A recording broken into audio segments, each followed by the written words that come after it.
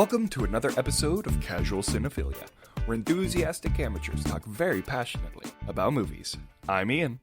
And I'm Lorien, and today we are talking about Jingle Jangle, A Christmas Journey. Which, on Netflix. if you are one of our patrons and have listened to our small stuff about the trailer for this, and our consensus about the trailer was that it just felt fun and delightful, I can now give you my hot take review of the movie. It was fun and delightful from beginning to end. Yes. It was just a sweet 5 movie. times. I've only seen it once, but I'm going to be watching it again because after finishing it, my first thought was, oh, Rachel would love this. My wife would love this movie. Yeah. It's just full of beautiful colors with the costuming. The set design is gorgeous. It's like a cloud punk world. Not cloud. Wow. Clock punk world. Like everything's like clockwork and steampunk. And steampunk. Yeah. Clockwork is steampunk. Yeah, well, it's just very cool. Yeah. Normally when I see steampunk, there's a lot more like it's more like brown and like corsets and like this dirty. is a branch of steampunk, though. It's just not the more popular branch of steampunk. Gotcha. Okay. But either way, I loved it. Very cool. Yes. It was very cool. And the music was such a a deviation of what a Christmas quote-unquote musical is, but I loved every single song. Like this was a modern musical. Yeah, I keep telling you actually like modern musicals, Ian. No, I refuse. Okay. But seriously, the music was all great. The singing was great. The dancing was phenomenal. I mean, I just really enjoyed this movie. It was so delightful. It was just so good. It's colorful. It's happy. It's got a little heartfelt message in there. It's got a lot of fun characters. It's got great actors. I mean, looking at the roster when they started advertising it, you knew it was going to be good because those people don't sign up for movies that aren't good. Yeah. No, totally. I loved Forrest Whitaker in this. Like, his character was just a soft-spoken, sweet-hearted, broken man. And, like, you just felt for him through the entire movie. Even when he was being, closed off and, right, sad. Like, yeah. He just was so likable. Yeah. And just his interactions with Miss Johnston.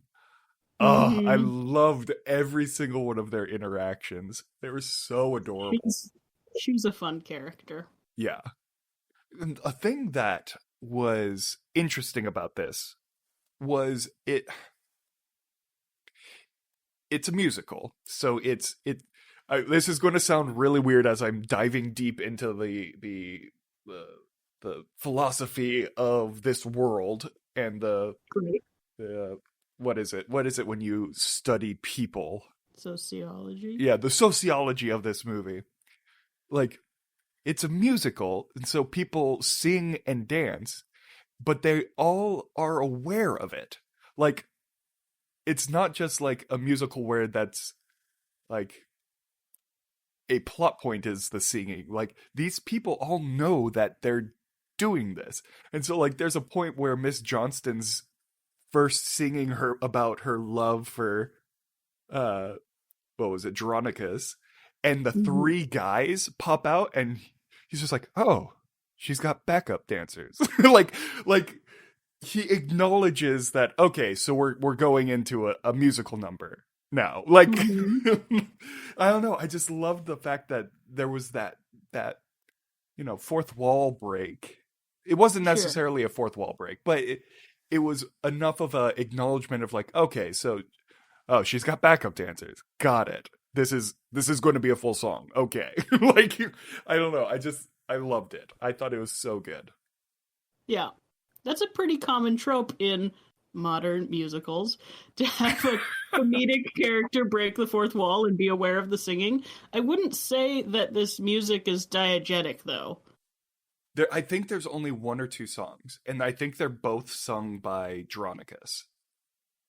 Like, there's like one or two songs where he's singing to someone. Sure. Okay. But the rest, I it's would a very say, fine line in a lot of musicals, anyway. I agree. And I say that only because they're a direct, like, he's singing directly to the person. Sure.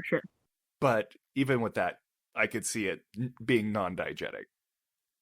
Or diegetic. I always get those backwards. You know what I mean. Yeah. Diegetic music is like if you are if you are a character, you're sitting in a room listening to the radio, you hear the music happening. Non-diegetic is if you are a character and there is soundtrack played over you that you cannot hear. Okay, so Gone in 60 Seconds is non-diegetic. Baby Driver is diegetic. Confusing lines. I just picked two driving movies. There's a lot of radios in both of them. I think you get the point, yes. Yes, I think I get the point. Sorry, I just picked the two. The first movie that came to mind with diegetic music was Baby Driver. And then, like, because that one, like, the soundtrack is diegetic. And then because he's playing it on his radio. Yeah, his headphones.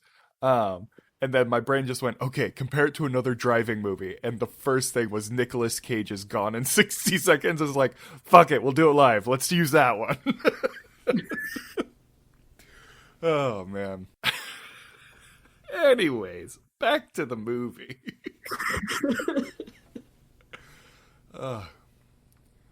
So, I wanted to talk about the costuming. They're so pretty. This movie has some of the most extravagant costumes that never once feel out of place. Yeah, it's a very the beginning when you're doing steampunk, you don't obviously have to reach for specific decades or eras in fashion history to pull from. But they kind of did in this one. The beginning where, what is the mother? Jessica? Jessica, right? The mother? When she's a little girl, it's very 1860s, like Civil War era fashion, steampunked. Mm-hmm. And then it progresses a little bit into the later Victorian era, the 10, 20 years down the line kind of a look for the rest of the movie, which is very cool. There are obviously outliers. What's her name? The woman who's into Geronicus. Miss Johnston. Miss Johnston, she's more of a, 1890s, 1900s kind of vibe to her. Mm-hmm. There's stuff in there that isn't completely within his decades, but the vibe of it does seem to be following a progression through time, but steampunked. And done in very fun colors. There's a lot of wax prints in these costumes, which is very cool. It's sort of another way to pull the blackness of the make of the movie into the costumes, because wax prints are very popular in Africa. Mm-hmm. They're actually... Look, I love wax prints. They're beautiful fabric. I can't wear them because I feel bad wearing them. It feels like appropriation. Which is ironic because wax prints are practically the definition of appropriation. They are made by a Dutch company. I mean, traditionally, they're made by a lot of places now. But the traditional origin of the Dutch wax print is Dutch traders wanted to get a cut of the business that the Indonesian batik makers were getting. So they took the designs from the Indonesian makers and copied them and industrialized the manufacturing. Tried to sell them back to Indonesia, but they didn't want them because they were too low quality with the industrialization of them. So they sold them to Africa, where there was quite a market, and the designs just sort of evolved into being more African to suit the market that they were being sold to. Huh.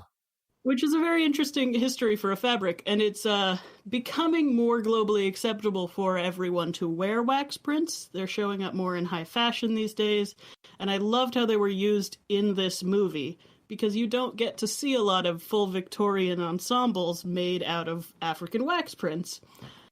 Especially in the, I can't remember any names today, Ian. It's all good. Gustafsson? Yes, Gustafsson. Especially in the scenes where Gustafsson is showing off his inventions, those big dance numbers. Yeah. A lot of those women are wearing full dresses of wax print, which is really fun. Yeah. I love it. No, yeah.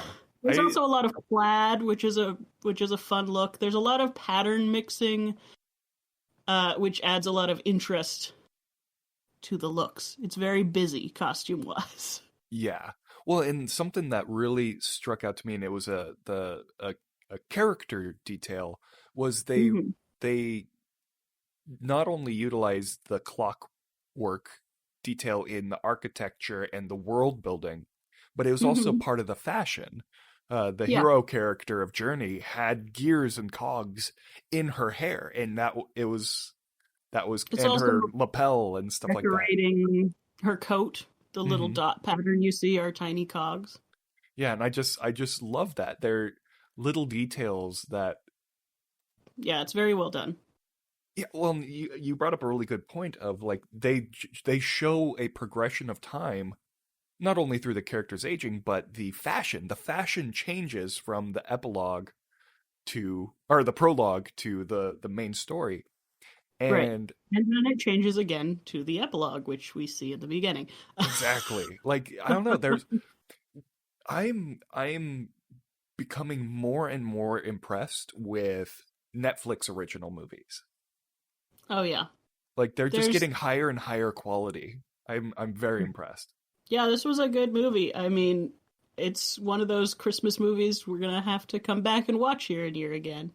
Yeah, I agree. The music was, I don't know, like everything about this movie just, like there wasn't a single Christmas thing in it other than the plot point of he needs to get his invention done by Christmas. Like that's really the only Christmas thing in it. But this movie just exudes Christmas spirit to me. Yeah, similar to Home Alone, the plot point's not really about Christmas. Christmas is a timeline.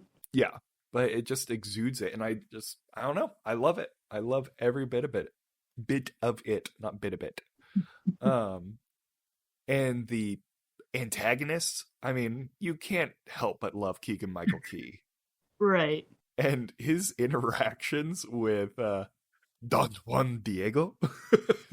Right, voiced by Antonio Banderas. No, Ricky Martin. Ricky Martin, that's right. Yes, Ricky Martin.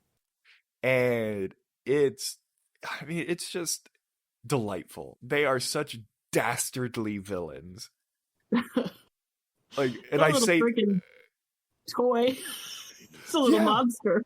He is like so, and I say dastardly in the best possible term. Like, yes. He does have a mustache, but I wish it was a little bit longer so at some point he could twirl it. Like, it was so good. And, like, he has a bit of, like, if they do a sequel, which they could do a sequel to this. I don't think they should, but they could. Like, they leave it open for Gustafsson's character to have a redemption arc. Like, that end realization that he was giving as a Christmas present, he was giving him the piece that would fix his invention, right? You know, was a good aha moment for him. Yeah, I don't know, I just really like it. Me too. I think I needed this movie. I needed just a good, heartwarming flick, you know? Yeah, it's easy to watch. It's very all ages appropriate. I don't think there are any scenes that would be scary or inappropriate pretty much down to any age. Can you think of anything? I mean, the only thing that I can think of is maybe the tunnel scene where everything's blowing up. Sure, there's But some fire and some peril. yeah, but I mean, other than some peril, no, I think it's good. Like it's just a wholesome movie. It's Yeah, a delightful, wholesome movie. I've been working on a costume inspired by this movie all month, Yeah. so I've been watching it many a time. And it just gets better every time you watch it. Yeah. I so when the movie first started and it was the grandmother talking to grandmother, well, spoilers, but we've already talked about spoilers, whatever. It was grandmother Journey talking to her grandchildren, Hmm. and she walks on to into view, and my first thought was, wow, her hair is gorgeous. Just that Hmm. front with the gray that goes into the black. Oh I my saw a god. featurette on the I saw a featurette on the wigs in this movie somewhere. I'll see if I can find it and post it on the Patreon. I might not be able to because I literally can't remember where I was looking. But if I can find it, that'll be up on the Patreon. And yeah, there's a lot of work that went into the hair, of course, because you don't often see black steampunk in main culture media. And there, of course, were like high scale upward society black women in this era. Hmm. But the hair, as is such a touchy subject, and I have no authority on this matter, but the hair of African women is a very it's a historically fraught discussion. A lot of the women in Victorian portraits that you see had their hair straightened and done up in the same styles that the white women did Yeah. for a variety of reasons, including survival bias of photographs and the affluence you'd have to achieve to get photographed in those days. Right. But in this movie, they worked really hard to use natural hair and sculpt it in a similar silhouette to the original styles of the eras that they were emulating in their steampunk. And the hair is gorgeous. Like the way that they found styles that would look right, even the faux hawk that Journey wears most of the show, it Hmm. looks correct with the clothing. Yeah. So they hit the perfect level of like creating an authentic black style for this steampunk look. If you look into the costuming of this movie, there's so much to do with race, of course, because this is a black-led production. All the main characters, the director, the writer, are all black, and this was made to celebrate that story Hmm. very clearly. But every aspect of it, of course, then has to be matched to that, and there's a lot of work that goes into that because there is a historical oppression. So when you look, if I wanted to costume myself for the 1890s, I have thousands and thousands of images to go to get Right. exactly historically accurate hair. If a black woman wants to accurately costume herself from that era, first of all, because society has progressed a lot since those days, even though we are not where we need to be, most of the pictures that survive of black women in that era are not affluent high society women. There are a few to choose from, of course, but the options go down to like the tens and twenties from the thousands. So Hmm. you're having to fill in almost an aspirational historical costuming look, which is great, and it's work that should be done. It's so important to be able to see yourself portrayed in characters. There's another thing. Hopefully I can link this Facebook group. It's a similar tie-in to what we're discussing right now, but there's a group associated with the San Francisco Dickens Fair that is highlighting stories of non-European Londoners during the Dickensian era. And there are a Oh. lot of really interesting stories in there. And those stories are really important, especially when you're doing I mean, historical reenactment is so much easier for white people. Mm-hmm.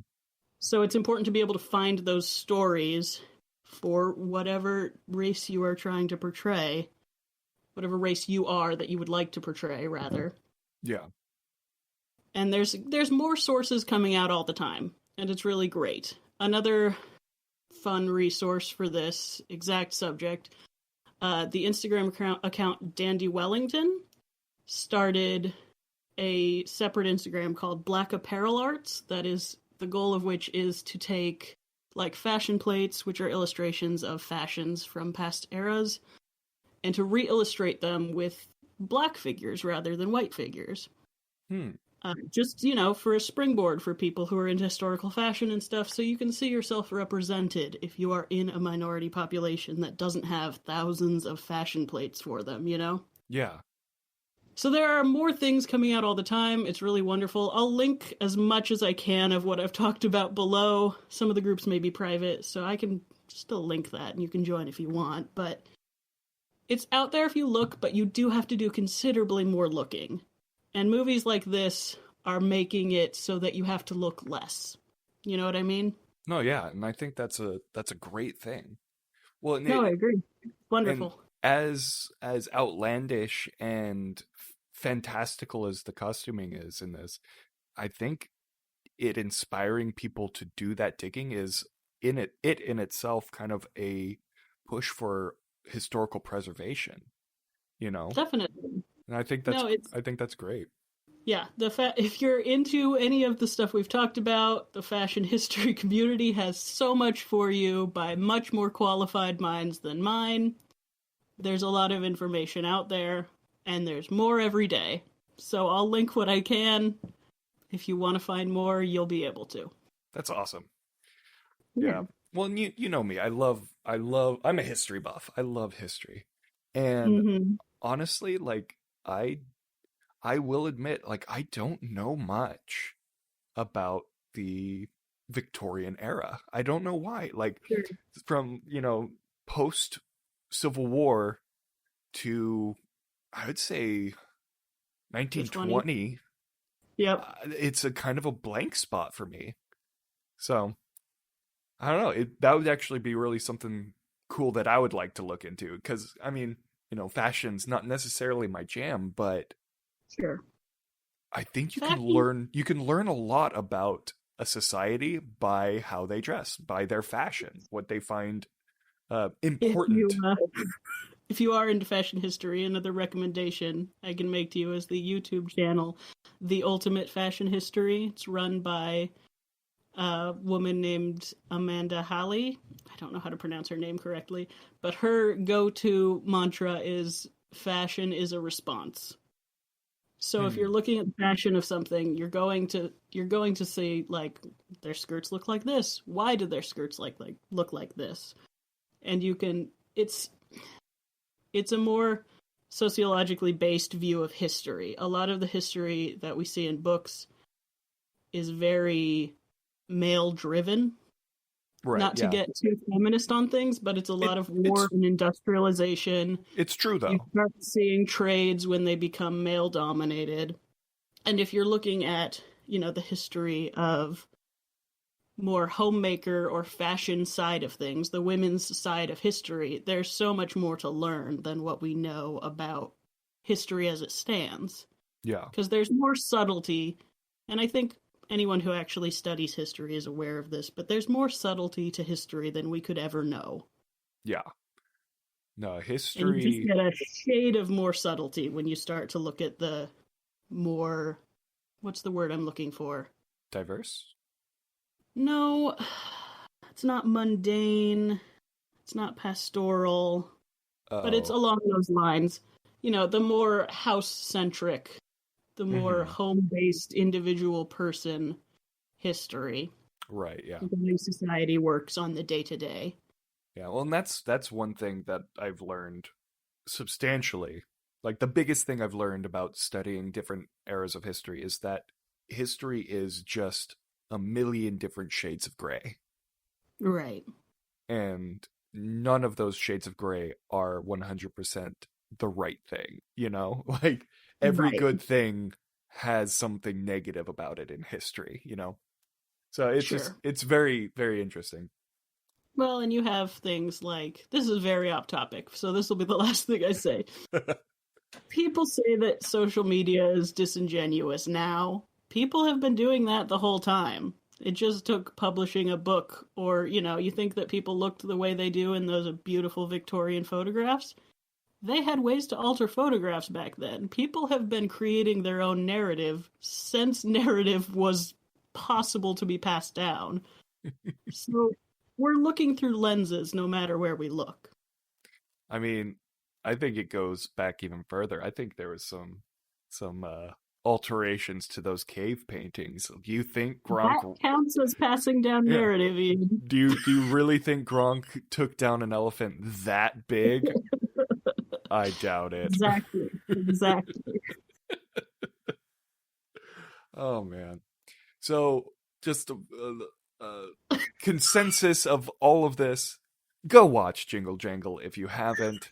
It's a silly name for a wonderful movie. Tie back in. It's a really great movie for so many different reasons. Yes. It's fun and lighthearted, but if you dig beneath the surface, there's a lot more branches of knowledge you can dig into on this one too. Definitely. All right, do we want to talk about what our next movie is? Yeah, our next movie is coming out on the 23rd, so it'll be our Christmas special. So we are going to be talking about all 3 of the Santa Claus movies. The Santa Claus trilogy, which I have seen the first one, and I have seen the third one, but I don't think I've ever seen the second one. You're not missing out on much. All right, I'm looking forward to that. Okay. All right, so look forward to that next 2 weeks. On the 23rd. On the yes, 23rd. And I think I want to also take this time to thank our patrons. Yeah. Jenny, Jake, Pam, and Graham. You guys rock. Thank you so much. You're making all of this possible. Yes. And so yeah, do you have any final thoughts about Jingle Jangle: A Christmas Journey? Just watch it. You can get a free trial of Netflix if you don't have Netflix. Watch it. Yeah, I mean, with 2020 being as insane as it has been, and with the last couple of movies we've been watching, it was just so nice to just sit back and watch a wonderful, wholesome, uplifting movie. I can't give this movie a high enough we didn't even talk about the fact that the magic is math-centric. It is, yes. And that there's a robot as a major plot piece. There's so much to talk about. There's no time. The square root of impossible is me. I love that. Great. I love it. No, yeah, we didn't even touch that. Nope. The magic is mathematics. Yes. Which is so cool. It's so stinking cool. Mathematics. Magical mathematics. Yeah. Go see this movie, please. It is delightful. Indeed. And on that note, this has been another episode of Casual Cinephilia. Thank you for joining us. Bye.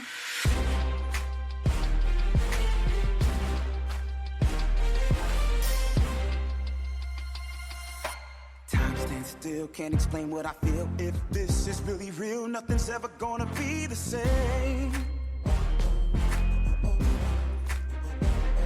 I get to say goodbye to the struggle in life, say hello to the sky, spread my wings and fly away.